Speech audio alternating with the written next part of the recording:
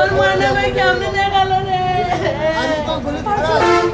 আমার বোঝার মানিস জানা রে। আমি সেই একটার থেকে ময়না ফুটকাচ্ছি, ময়না খালি বাঁচি রে। সবাই বলছে, ভাইয়েরা সবাই দেখছে, ওই আমার ছোলা কুন্ডি দেখে কুন্ডে নিয়ে গেছে রে। হাই রে, আমি তো আছি আজকে ময়না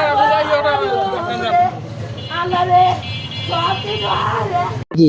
ওখান থেকে আমি বাচ্চা গোসল করে দিয়ে আমার আপার কাছে বসে রাখছি, বলছি যে আব্বু তুমি এখন ভাত খাবা? কয় না আমি এখন ভাত খাবো না, আব্বু আসলে খাবো। তা আমি বলছি তাহলে তোমার আন্টির কাছে বসে মোবাইল দেখো, আমি গোসল করি। আমি গোসল করবে ঢুকছি, এর মধ্যে ওই আরিফ নামে ওই ছেলে, পুরানা বন্দরার বাড়ি, ওখান থেকে ওখানে গেটের থেকে ডাকিছে বোরহান বোরহান, তা বোরহান বার হয়েছে। বার হয়ে ওখান থেকে গেটের থেকে আমার ছেলের হাত ধরে নিয়ে চলে গেছে। এখন পরে ওই আমাদের ওই গুয়াহাটি পাড়ার দোকানদার আছে মতি, ওই বলছে তুই কোথায় নাগাচ্ছি? তখন ওই বলছে যে ওর দাদি আছে, ওর ফুবু আছে, ওর আপা আছে আমাদের বাড়ি, তো ওখানে নাগাচ্ছি। এর মধ্যে আমি বাইরে হয়েছি, তখন মতি ভাইরা আমাকে বলছে যে তোমার ছেলে তোমার কানা নিয়ে গেল, আরিফ কানা নিয়ে গেল। আমি বলছি কোনটি নিয়ে গেল? কয় এই দিক নিয়ে গেল।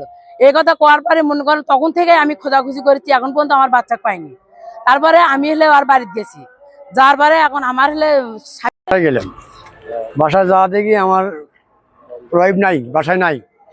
শুনলাম খালি পরে ফি কান্দাকাটি করে চলে গেলো, বলছে এই ঘটনা আমার শোল তুলে নিয়ে গেছে। তাও আমি ফি ওখানে ওরা বাড়িতে যাই, এই ওই ছেলের বাড়িতে যাই, যাওয়ার গাড়ি জানানো আরিফের বাড়িতে যাই। যা আমি বলার পরে ওর নানা আছে, তোমরা যদি ছোটো থেকে সাধন করলে তাহলে এইরকম হলো না। এই কথা বলার পরে আরিফের নানা আমাকে লাথি মারে।